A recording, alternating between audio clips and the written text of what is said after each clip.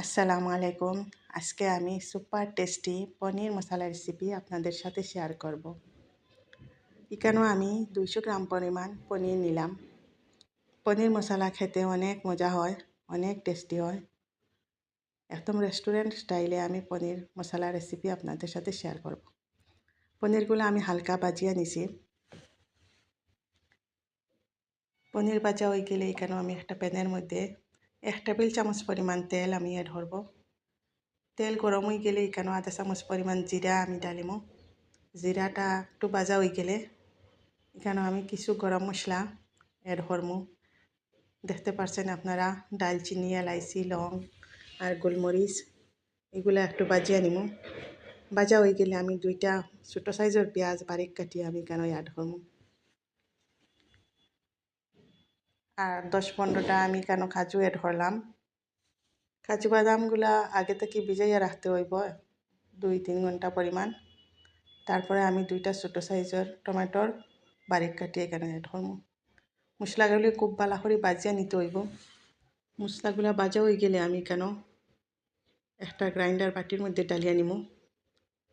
খুব বারিক করে আমি এগুলা গ্রাইন্ড করে নিব। মশলাগুলো আমার গ্রাইন্ড করা হয়ে গেছে। এখানে আবার আমি একটা প্যানের মধ্যে 1 টেবিল চামচ পরিমাণ তেল দিলাম।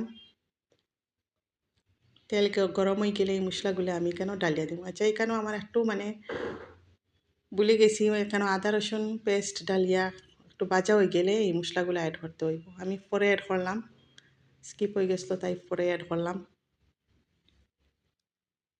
আদা রসুন পেস্ট অ্যাড করার পরে খুব ভালো করে একটারে ভাজিয়ে নিতে হইব যত সময় না পানিটা শুকাইয়া যায়। পানিটা শুকাই গেলে এখানে আমি সামান্য পানি অ্যাড করবো। তারপরে আমি মশলাগুলো অ্যাড করবো। হলুদের গুঁড়া, মরিচের গুঁড়া, ধনিয়া গুঁড়া আর জিরার গুঁড়া। মশলাগুলো অ্যাড করিয়ে আমি খুব ভালো করে মশলাটারে আবার ভাজিয়ে নিব। মশলাটা ভাজা হয়ে গেলে আবার আমি কেন আধা কাপ পরিমাণ পানি অ্যাড করবো।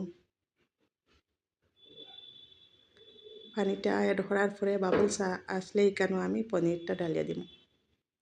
অনেক মজা হয়, আপনারা ট্রাই করবা। খুব মজা হয়, একদম রেস্টুরেন্ট স্টাইলে হয়। এই পর্যায়ে আমি আধা চামচ পরিমাণ চিনি অ্যাড করবো। রেস্টুরেন্টে পনির মশলা খেলে একটু মিঠা মিঠা টেস্ট হয়, খেতে অনেক ভালো লাগে। আমার পনির মশলা রেডি হয়ে গেছে। যদি আমার ভিডিওটা ভালো লাগে সাবস্ক্রাইব